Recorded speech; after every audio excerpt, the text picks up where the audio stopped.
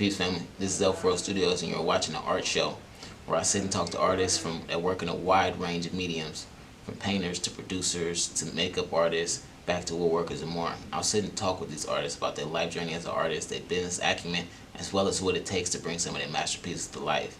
In today's episode, I had the opportunity to sit and talk with Pete Dent, painter, printmaker, and pastel artist, about his life journey as an artist, as well as his reconnection to art after taking a 17-year break from creating, along with how he creates his process and how he brings some of his masterpieces to life. So without further ado, you're watching the art show. I can go on for days and days. Get the formula. Sparkle like a diamond. Hit the earth like a comet.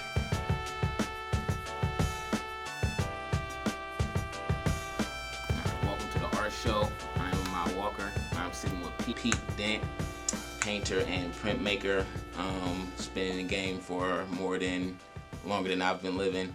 So longer than I've been living. So for the people that don't know you, Pete, can you just tell us a little bit more about yourself and what you do? My name is Pete Dent. I'm from Philadelphia, and as you said, I've been doing work since about 74. 72, somewhere between 72 and 74, I went to art school. Before that, in my earlier years, I never took art serious. I had points and times in my life where it was there, but I didn't know it and what have you. For instance, in elementary school. Yeah, they had us try out to make the brochure for our graduation. Mm-hmm. All right, and I did a drawing and what have you, and they selected it and what have you. But like I'm saying, they did that and it was, to me it was art class. Yeah. And and they told you to do something. I did it. So it wasn't like, I got an art. That actually was gonna tie into one of my questions. Just as how has art just affected you throughout your younger years? Like, what was one of the first pieces that you seen that made you decide to start doing art? That's the thing. In my younger years, I was doing it, but I didn't see it as a career. Because like I said, there was a big department store in Philly. That they was hooked up with the school boards. Mm-hmm. So for each, for elementary and junior high and high school, they would have a art show at one point in the, sometime during the year and what have you. And I won a prize in that for etching. But like I'm saying again, it was just, I was in art class and they was teaching we was doing etchings in plastic. Mm-hmm. All right. And like I said, I did this etching and it won a prize. But again, I like, okay. Okay. And then as time went on, there was other time. Remember, I used to trip on hairdos. Mm-hmm. I would do style, draw a face, but just put my fingers, putting the waves and whatever in the hair, in the hair and what have you. But again, it was just something something that you were doing. Right. Okay. So just in the beginning, did you feel like it was a big learning curve between like your younger times and 74, where you actually started to take art seriously? Very much so. In which way? Okay, when I went to art school, when I finally, what got me into it is I had a friend. Mm-hmm. I was going to Philadelphia Community College, but I was going to try to get an engineer degree because I already had an associate degree in electronics, and I went out in the world and got a job and what have you, and felt like that wasn't enough, so I went back to school to try to get an engineering degree. And then I run into some problems with this instructor in classes and what have you, because all of the kids, because I was a little bit older, they would come to me with answers, for answers or how to do this or how to do that. And I would be telling them, nah, what he's talking about ain't nothing, because they ain't going to ask you to do this. And, when you get on the job, they ain't going to ask you, no decimal point 3. He wanted, when he did a voltage, he wanted you to work it out 3, like, the decimal point, and then 3 numbers beyond that. Yeah. Right. And I'm saying, when you in the world, they say, give me 5 volts. They ain't gonna ask you no point so they want 5 volts or close to that. Yeah. So you're using your real world experience in school, pretty much. Right. And behind that, me and him got into a big argument, because he was telling me it was his classroom. Yeah. I wasn't the teacher. I didn't give out the grades. Have you ever taught before? Huh? Have you ever taught before? No, not that anyway. Yeah. And so I was hanging out with one of my friends, and that was also going to the junior college, and he did art, right? And I used to hang out at his house. And, when we go in there to, to chill out and what have you, he had a vibraphone, and he would play the vibes, and then he would sit there and he would paint. And just the beauty, or watching him create and what have you, and I'm like, dang, I wish I could, I think I could do that. So that ties me into my next question. When did you decide you were an artist, or when did you figure out when did you label yourself an artist? Because I'm sure other people have been labeling you an artist since they seen how good you were at art. But when but that's it. Nobody did, because see, the thing too, in my generation, when you came up and what have you, you was always taught, you either go to college or you find a trade, right? Because you got to get paid, you got to get a job. So nobody other than a musician or a singer or what have you, nobody even thought about art.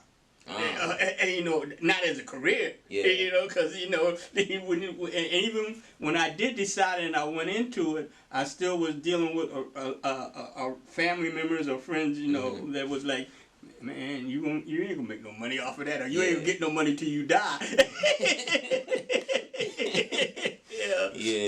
But like I said, this particular friend, he got me interested in it, and I did some work, and then I was fooling around in Philly, and there's this building downtown. It looks like a museum, okay, and I went into it. I thought it was a museum, and I was looking at the paintings, but I was looking at them real interest, because I was touching them. Yeah. and the guard came over. Fingerprints on the wall. Yeah. The guard came over and say, "Hey, buddy, you can't do that. You can't touch the picture." And I'm like, okay. So, he went back to stand the guard, and I would go around the corner and look to see if he was there, and I would go back to touch him again. And he came to me. He says, "You're really interested in that?" And he said to me, "This is a school." And I'm telling him, "Nah, I didn't know that. I thought it was just a museum." He said, "No, it's an art school."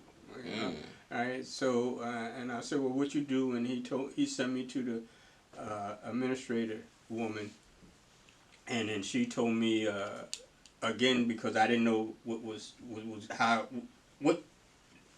the process was. Yeah, the process of going to school, or So she told me, you gotta put together a portfolio, right? And like this was like at the beginning of the summer. Yeah. And she said, fall school come up. She says, and I told her, yeah, but first of all, I ain't got no money, and what, She says, look, just put a portfolio together, and then at the beginning of the school year, bring the portfolio, and then we'll go from there. Yeah. Right? So that I did. I put the portfolio together, and then when I came back, they accepted me. So that was like the first time I'm gonna be I'm gonna be an artist or what have you. And I got in class, and that's when I started feeling behind, because like I said, it's an art school. Kids from high school come in there, and instead of going to college, they go to this academy. It's Pennsylvania Academy of Fine Arts. So they had drawing skills and all of that, and like I'm saying, I'm just getting here, and like I'm saying, I'm just stumbling in this, thinking that I want to be an artist, or not knowing about no talents, And so I went there for 3 years, and I would say at least two and a half of those years, I always felt like I was behind. That's interesting. Right, because I felt like my peers in classes and what have you, they've been doing art since they was a kid. Yeah. Right, and here I am, a grown man. You know, like I'm like 23, 24. Yeah, coming in and trying to compete with them and what have you. But then, as time went on, I realized that actually I was ahead of the game. Yeah. You know, which helped me. Realizing this helped me through the years and what have you further on down the line in life. Because, like I said, what I realized is that art comes from the soul.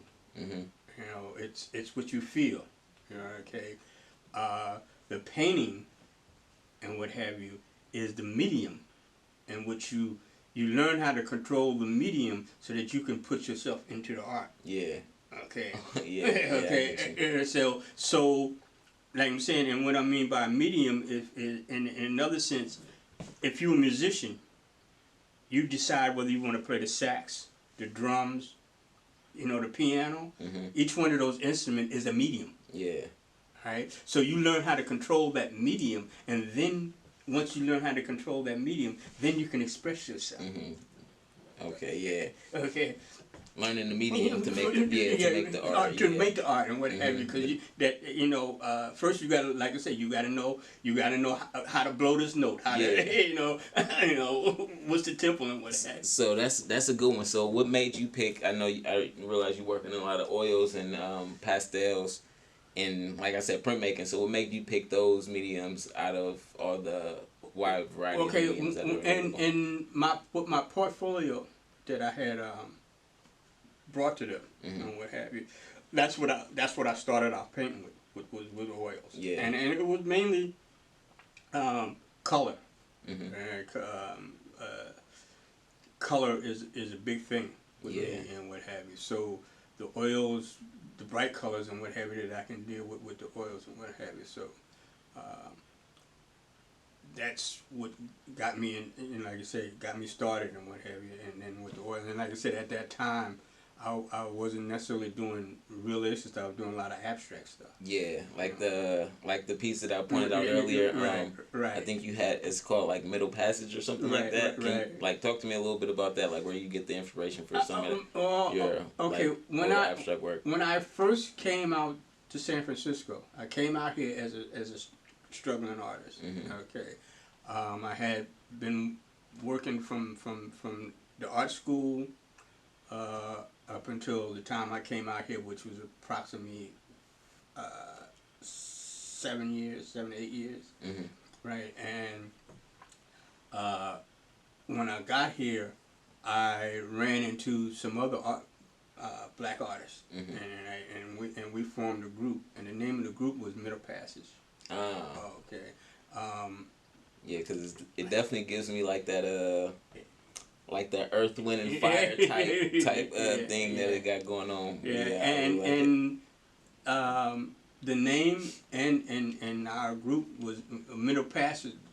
You know, and in the piece that you see there, you see the gateways and what have you. Yeah. That's realizing our travel from Africa to America, because that they call that the Middle Passage. Yeah. That trip and what have you. So that's where that inspiration came from. Okay. Okay, I like that. So I noticed that your printmaking is a lot different from everything else that you do. It's like your printmaking seems a lot more cultural in a way. So is that a theme that you're like sticking with, or is that something that just happens? Okay.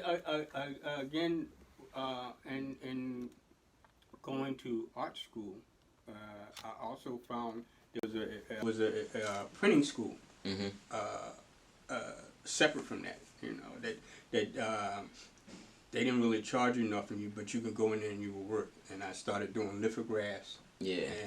And the linoleum prints and what have you, and just the that contrast, that black and white contrast and what have you.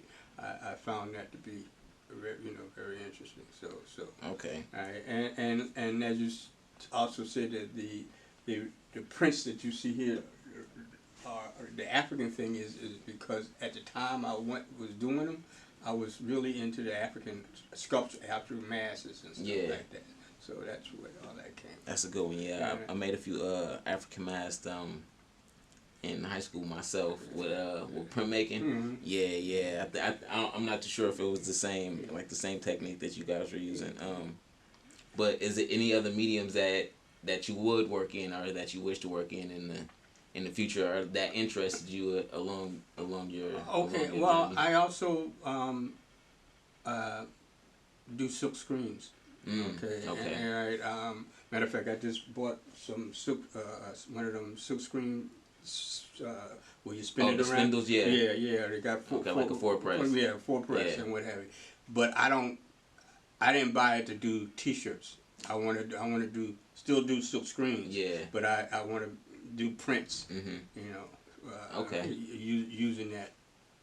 Using that method. Using that method and techniques. Okay. Can you tell me a little bit about like your creative process? And I see like the painting behind this is like how you bring it to life, because we talked about this more like you when you do your landscape portraits, you do it on the grid. So can you just explain it a little bit further? Okay. The grid process comes from I had this book at one time, and it was photographs to paintings. All right, and in the book it showed the grid, and it's one of the principles that the old masters used to do. Yeah. Okay. To like I said, to take a photograph, and then it gives you, it helps you center the picture more accurately, right, than just by eye. Yeah. Because you can be off on the eye thing and what have you, but if you use the grid, then you kind of like can if you are off, you can kind of like pull it back in and what have you. Now, have you ever used this technique outside like live painting, or is it more of it works better on stills in the sense of like if you have a photo, you can use it on a photo rather than basing your eye off reality and gridding up from a live landscape. Not somewhat, like when I go out and do a piece, like, cause some pieces, this piece, I did that starting out in the field, at the field, right? And like I said, I think I went out there maybe like 3 or 4 times, okay, and then I take a picture, okay, and when in doing that in the picture and what have you, I don't necessarily put the grid on it. I just keep going because I'm working from reality and what have you. Okay. So so you're using a different eye from when you're working from reality and when you gotta take reality home with you. Right. Yeah. Okay. That's a good one. Is there any other like thing about art that that keeps you inspired as far as like how do you bring your culture into it, and how do you pick your pictures, and like how do you go about finding what you're going to paint? Just looking, because like I said, I usually keep a camera close by, and like I'm saying, and I as I move about, I take pictures because that locks life into a moment. Yeah. Okay. And then like I said, then I pick my subjects from the photographs that I do. I used to at one time. I was doing it from magazines and what have you, and then I read that can violate some copyright laws. So being that I do, like I said, I was doing some photography for a little bit in the beginning, so I keep my camera, and I figured I can't have no copyright if I took the picture. Right? Absolutely. So, right. So like I said, I keep a camera, you know, now with the phone thing and what have you with me, and I just everything's a lot easier. Right? And in my art statement, I kind of like state that what I'm attempting to do and what have you is that as a kid, I traveled around a lot. You know, my parents, my father was a truck driver, so he drove up and down the East Coast, and him and my mom used to sing, so they would get it, you know, on the weekends they get in the car and we would just go places. Yeah. So as I'm traveling and what have you, and I travel more than the rest of my cousins and stuff did and what have you, because they mostly people they stay in one place. Yeah. Okay. And I started seeing different things and what have you. So what I try to do with my landscapes and what have you is I want to take the viewer on that vision with me. Yeah.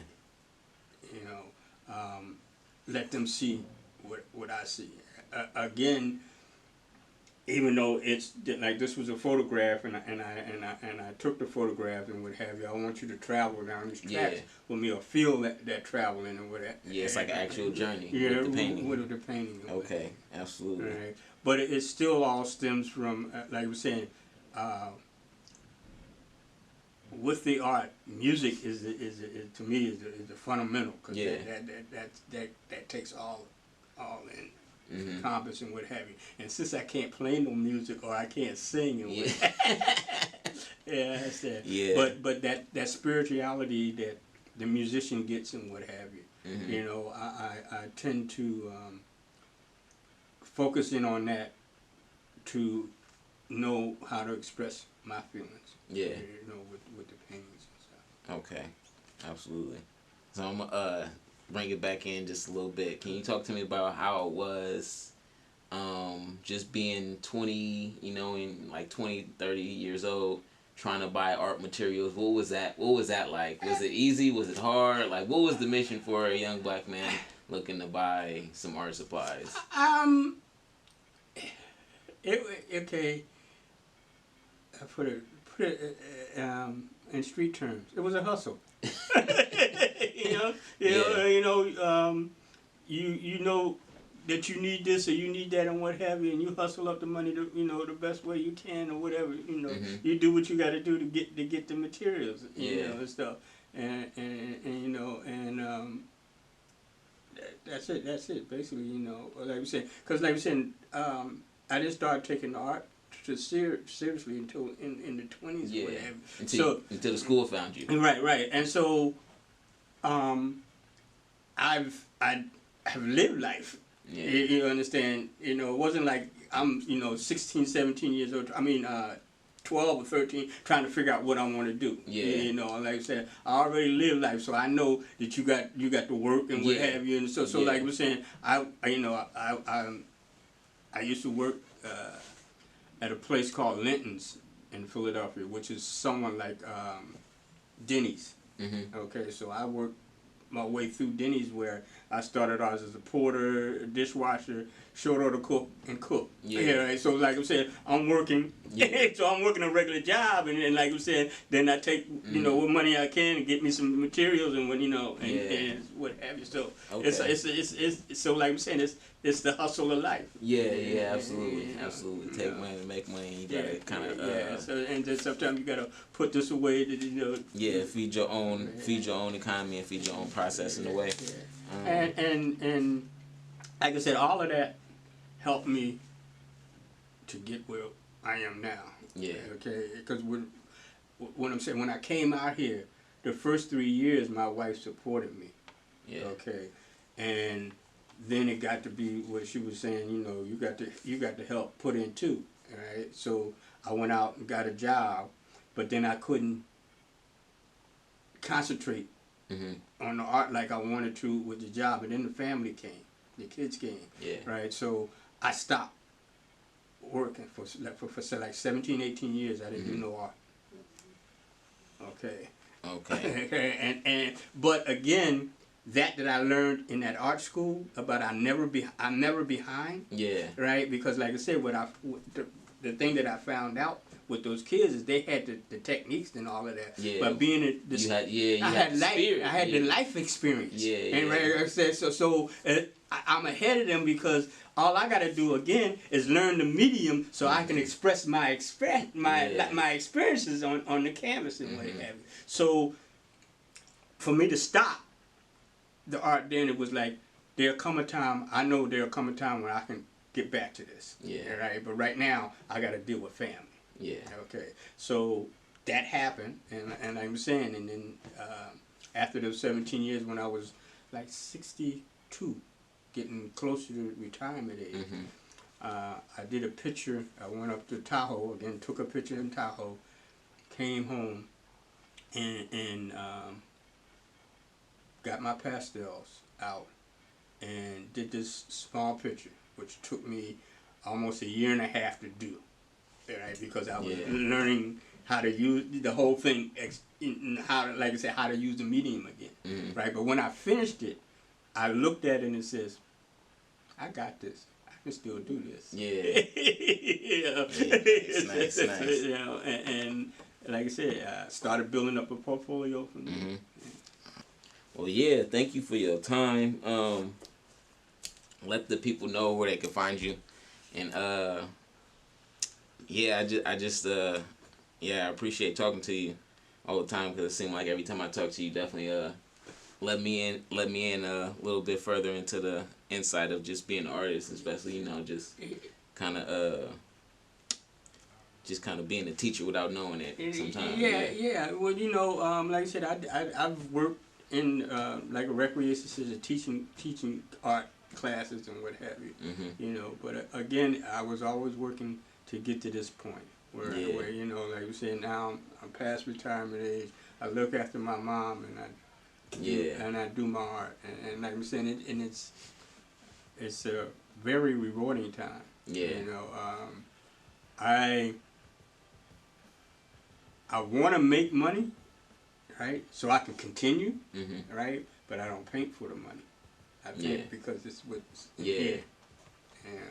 That's to satisfy this spirituality soul and whatever. That's what I paint for, and like I'm saying, and I finally got I got an art space and whatever. I've been out here for like 4 years, and again, you learn and what have you. There's times when you can't do things and what have you, so you just hold up. There'll come a time and you prepare for it. And like I said, like when I came in here, one of the biggest thing that I liked about being here is that you was asking about the art supplies. Okay. All that you see in this room, and it's junky, okay, I would say over 2/3 of it I got out of the hallways. Right, because here they don't throw nothing necessarily throw it away. That's true. If they're not using it, they put it to the side in the free area. True. Yeah. And so there is a lot that's in here that I've gathered, and like I said, I wanted to do silk screens. One time I seen somebody had left just boxes, screens. Well, not the screens, but the paint. They're the most expensive. And I look at them like, oh, and like I say, the silk screen set that I just bought. Again, when I get funds and what have you, I look towards the future. All right, I can't use it now, but I know this is what I want to do. So while I got this money, this. All right. All right. Well, thank you again. Anytime. For letting me join you in here. I'm gonna let you get back to it. Yeah. So anytime. The other thing with it is I've learned or feel that anything that I can do to help and what have you, I can pass it on. Because you can't take from me. Yeah, so you can use what I tell you and what have you, but you can't take from me. Yeah. You know, so why not share it? Mm-hmm. Yeah, because it, you know, like I said, it helps the next guy. So they don't have to. Each one teach one. Well, yes. Each one teach one. Everybody reach one. Yeah. All right, right on, Pete. Okay. Yeah. All right, until next time. Thank you. All right. Sparkle like a diamond. Hit the earth like a comet. I can go on for days and days. Get the formula. Sparkle like a diamond. Hit the earth like a comet. I can go on for days and days. Get the formula. Sparkle like a diamond.